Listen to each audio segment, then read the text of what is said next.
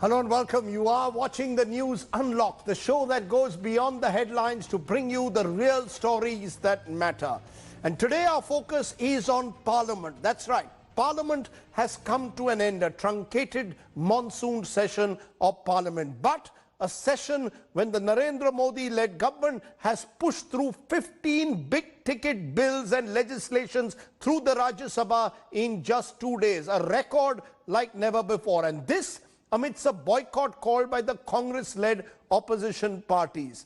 Among these were some very contentious bills. The Essential Commodities Amendment Bill, for example, and 3 critical labour reform bills that essentially allow companies to hire and fire if they have less than 300 employees.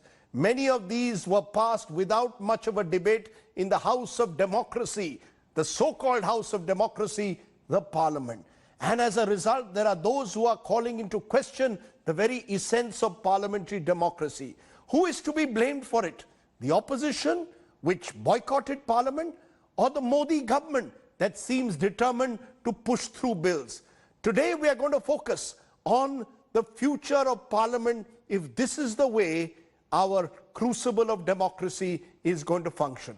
Let's start first with this report from Anand Patel. Wednesday saw these two contrasting scenes in Parliament. The scenes emerged just a day after the Congress-led opposition parties decided to boycott the rest of Parliament's monsoon session. Holding placards which urged "Save farmers, save workers, save democracy," MPs of opposition parties marched in Parliament premises in protest over the big bill push. While indoors, the NDA and its allies continued with business as usual in the Rajya Sabha. With the opposition absent, on Tuesday, a record number of 7 bills were passed within 3.5 hours, including the sensitive Essential Commodities Bill passed within just 42 minutes. These included contentious bills, including amendments to the FCRA, labour and farm reforms. On Wednesday too, 8 bills were cleared before Chairman M. Venkaiah Naidu adjourned the House sine die. And I get anguish whenever bills are passed in the din. I don't like bills to be passed in din. I am naturally more pained to see that happen as the chairman of this August House. It hurts me the most when the chair is rendered helpless by the turn of events and has to perforce take action against the members as per the rules. To protest is the right of opposition. Any member for that matter. But the question is, how should it be done? The floor of this August House is the most effective platform for contestation of ideas. Not much interest was shown by the government to end the impasse with the opposition over Farm Reforms Bill, while the presiding officers of both the houses tried without any success. The COVID session will be remembered for swift passage of bills amid boycott. After the Lok Sabha, the government managed to pass the 3 contentious labour reform-related bills in the Rajya Sabha as well. It was smooth sailing with no voices of dissent. Even if we are there, we are not allowed to speak. Our voices are not heard. The opposition parties' views are strangled in the Parliament nowadays. The chair never looks up and listens to the opposition parties. See, we ask for point of order, they don't give. This has never happened in the history. There may be a pandemonium, but if a member asks for point of order, then they will make the House to order and they will allow the member to speak. But never a point of order was allowed. No division was allowed. No amendments were to be moved. And the chair never looked up. He was looking at the papers, going nose. So this is totally undemocratic. But the opposition parties are in no mood to allow the government to walk away scot-free. A delegation led by leader of the opposition, Ghulam Nabi Azad, called on President Ramnath Kovind and urged him to intervene. किसानों से संबंधित जो bill था, ये सरकार को सब लोगों से बातचीत करके लाना था। सब राजनीतिक दलों से बात करनी चाहिए थी और एक ऐसा कानून लाना चाहिए था जिससे किसान खुश होते और उनका भी समाधान होता। जिस तरह से तमाम हदें हिंदुस्तान के कॉन्स्टिट्यूशन की, संविधान की, रूल्स की, रेगुलेशंस की, प्रोसीजर्स की धज्जियां उड़ाई गई। हिंदुस्तान के सबसे बड़े जो लोकतंत्र का टेंपल है उसी में कॉन्स्टिट्यूशन की धज्जियां उड़ाई गई। इसीलिए ये हमने जो रिप्रेजेंटेशन दी है सब पार्टीज ने मिलके। While the 10-day-long monsoon session had many firsts, the battle now shifts to ground zero with the Congress Party's nationwide agitation from Thursday and the Farmer Union's All India strike on September the 25th. It's early curtains to the monsoon session, 8 days before it was scheduled to get over amid growing concerns of spread of coronavirus among lawmakers. It was a short session, but the dramatic pictures of pandemonium in Rajya Sabha will remain etched in our memories for a long, long time. With camera person Pradeep Gupta, this is Anand Patel in New Delhi for India Today. So what does all of this mean for the future of Parliament? Let's first look at our two major political parties. Dr. Amar Singh is Member of Parliament Lok Sabha of the Congress and GVL Narasimha Rao is Member of Parliament of the BJP. And I want to ask both of you this question. And maybe you can start, Dr. Amar Singh. You tell me, why is it that the Congress and the opposition, if you boycott Parliament, the government will push through bills? They are not here obliged to ensure that the opposition is present if the opposition chooses to boycott Parliament. That's why they've used the opportunity to push through bills. Yesterday, for example, in Lok Sabha, we boycotted after the speaker was not ready to listen to us on any issue. It was not. Otherwise, we participated on all the days. And then Rajya Sabha issue also, then all the parties decided. And everybody walked out with us yesterday in Lok Sabha. And then there was a meeting and it was decision when the chair is not listening. What is the point of attending the house? That is why it's not a question that on our own, otherwise, except yesterday and today, all the days we participated in the discussion. Let me take that to you, GVL Narasimha Rao. You know, the fact is, GVL, and these are the figures. The fact is you have passed 7 bills in the less than 4 hours without any discussion. No bill is being sent to any select or standing committee. These include contentious bills like the new Labour Code. They include changes to the Essential Commodities Act, GVL Narasimha Rao. They include the farmer bills. Isn't it basic practice of Parliament to have some oversight, some scrutiny? None of that. Have you all decided to completely bypass the committee system in Parliament, that you are going to use your majority and through voice vote pass these critical bills, GVL? No, Rajdeep, I think you are factually incorrect. Let me correct you. The 3 labor bills that were passed today in Lok Sabha, in Rajya Sabha, and that were passed in Rajya Sabha, in Lok Sabha yesterday, they went to a standing committee of the Ministry of Labour. They were deliberated upon, detailed recommendations were submitted, and most of those recommendations, as the minister mentioned in the House today, have been accepted. So it's inaccurate to say no bills are going to the standing committee, because Labour bills, they were actually introduced in 2019 and they were referred to the standing committee on Labour. Yes. And as far as we discussed, but they were passed without discussion. Passed without discussion. Absolutely wrong. Again, you are wrong. Again, you are factually wrong. Please get your facts right. Opposition Yesterday, was not present bills, when you passed it, yes or no? You don't change the goalpost, Rajdeep. Opposition was not present. No, that discussion is only going to take place in the treasury benches. No, you made 2 statements which were factually incorrect. No, I correct my first one. It went through standing committee, point taken. Okay, the second one also is inaccurate. Without all bills were passed, or most of the bills were passed without a discussion. Every bill except the appropriation bills today, 2 of the appropriation bills which have to be returned only to Lok Sabha, they accept those. All other bills yesterday and today, including the official languages of Jammu and Kashmir, were discussed. Both the members of the opposition and the ruling party on the treasury benches made speeches. I think, okay, some sections of the opposition, if they choose to boycott the House, they cannot dictate terms to the chairman. I think this has never happened. You never dictate terms to the chair. I think the opposition has to answer for itself. Their We argument conducted is that the parliamentary chair does procedure. not give them enough time. Their argument is, even on the farm bill, a critical bill like that, several opposition members were being given 2 minutes to speak. No, And no, their Rajdeep, argument in the again, Lok Sabha again, is, no, the no, speaker no, does not even listen to points of order. No, Rajdeep, again you are wrong factually on No, this. I'm not factually wrong. I saw the I'll debate. tell you, let me tell you. On the farm bills, you can go back and check. On the farm bills, every leader of the opposition had a chance to speak. They all, you see, the time allotted for the two bills was 4 hours, and including the reply by the minister, they spoke for 3.5 hours. And when the minister was replying to the debate, they suddenly realized that we have to create some hangama. I've been seeing a ticker on your channel saying, is Parliament for a mockery or something like that? Parliament is also not to be converted into a circus by the opposition. Parliament cannot be converted into a place where you really exchange blows with the chairman and the staff of the secretariat.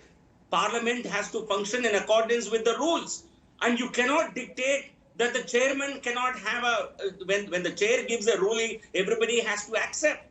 I think the real issue was the opposition did not have the numbers on the farm bills, but yet they wanted to create a hangama.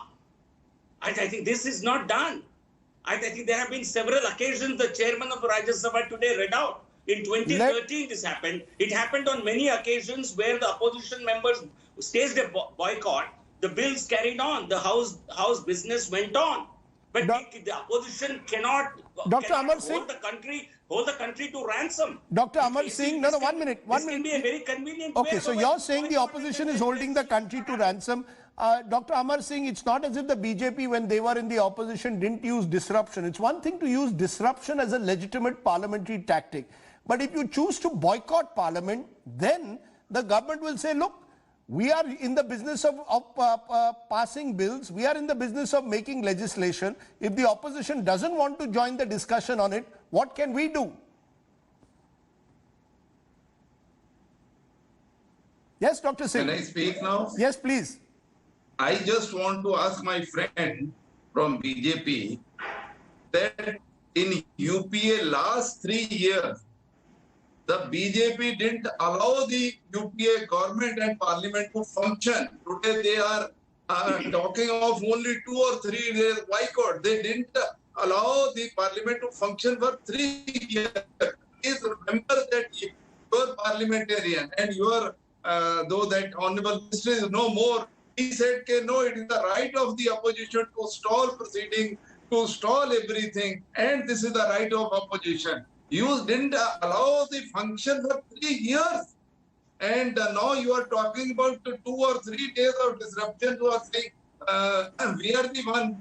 And the second, what I want to say is the farm bills are so important.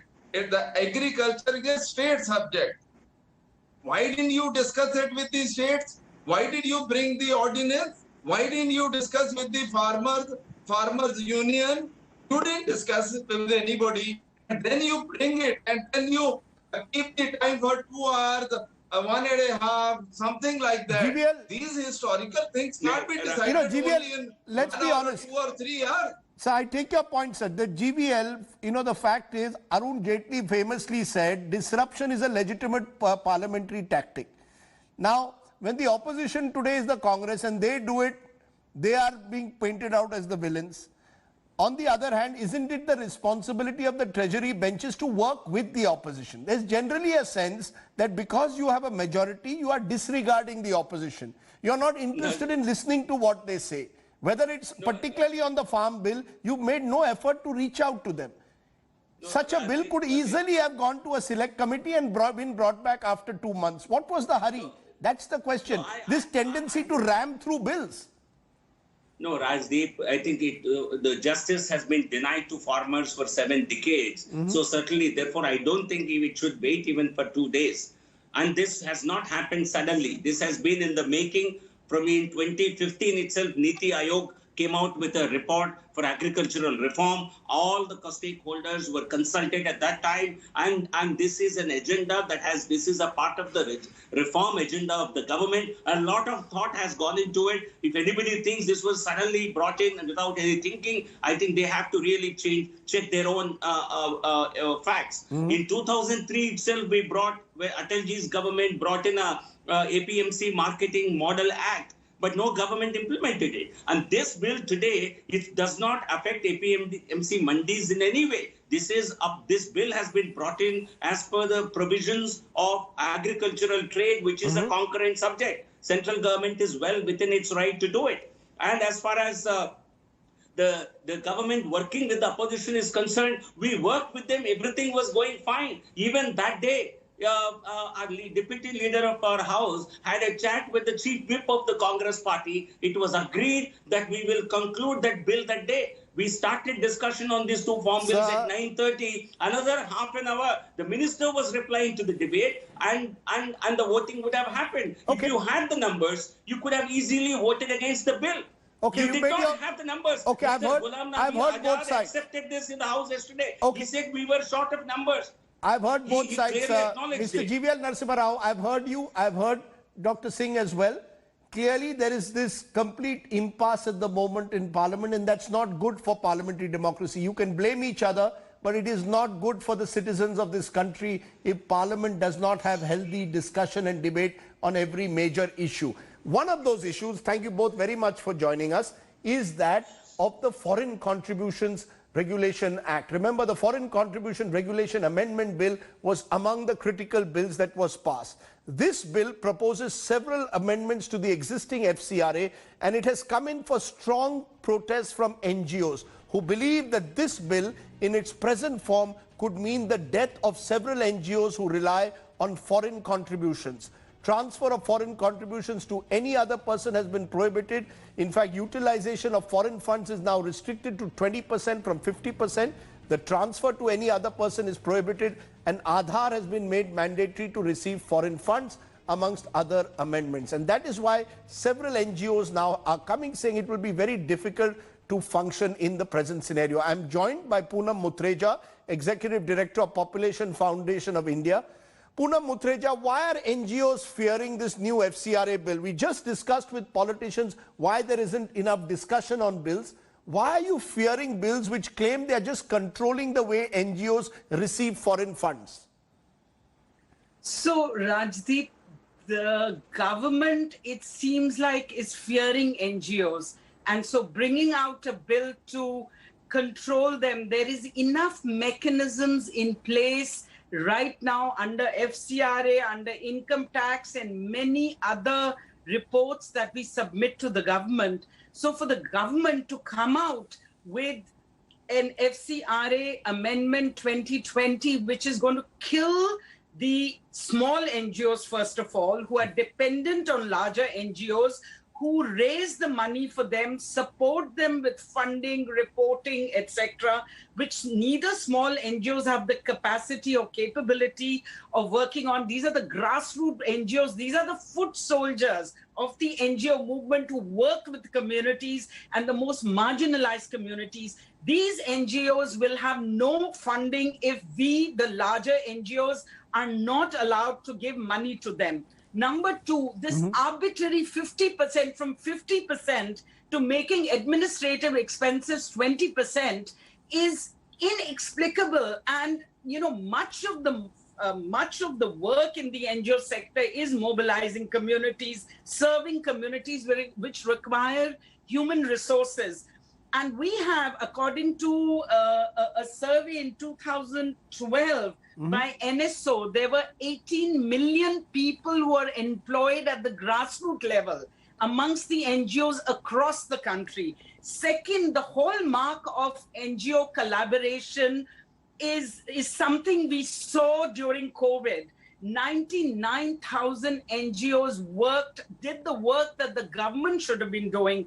No less than the Prime Minister and Niti Aayog acknowledged, appreciated. And you will remember, Rajdeep, it was also the Supreme Court. Where is the need to come down so heavily on the NGO I'll sector. tell you why. and The government control claims, and this was said during the parliament debate, that several NGOs misuse the funds, and that therefore the government needed to ensure greater transparency and greater control and accountability of funding of NGOs. This is the most fudged argument I have seen, because the government has the power, the authority, the data, the information to catch the NGOs that misuse money. And let me tell you, we stand with the government. As an NGO sector, we all stand with the government in its effort to put down any activity that hurts India or any misappropriation of funds by an NGO. And the government has in the past, UPA government and this current government, they have all 20,000 in 1 year, 20,000 FCRA numbers were revoked, FCRA registrations, because they know we report to the income tax, all our accounts are under FCRA, go to the government. Rajdeep, this is a way to not allow to criminalize NGOs. We are seen as financial criminals.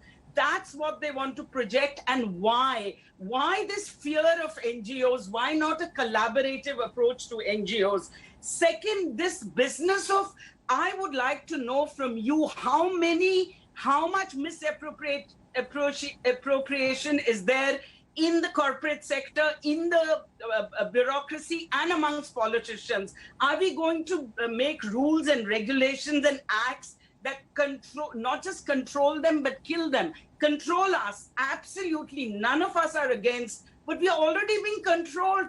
There is no rationale for this. These 4 acts. You know, the other thing that... Ma'am, I am running out of time. I wish we had more time, but clearly this is part of the problem. All of these issues would need wider discussion. And one of the problems with this truncated monsoon session of Parliament has been there has been little attempt made to discuss some of the nitty-gritty of critical issues, whether it's the labour code, whether it's FCRA, whether it's farm bills. And maybe that's the lesson we all need to learn. Poonam Mutreja, thank you very much for joining me. The lesson we need to learn is we are a parliamentary democracy. And a parliamentary democracy is based on the principle of legislative oversight and scrutiny. If that is lost, if the opposition and the government are in a situation where one side boycotts Parliament and the other side rams through bills, that isn't helping us and helping further our parliamentary democracy. Think about it, stay well, stay safe. Thanks for watching the news without the noise. Bye for now.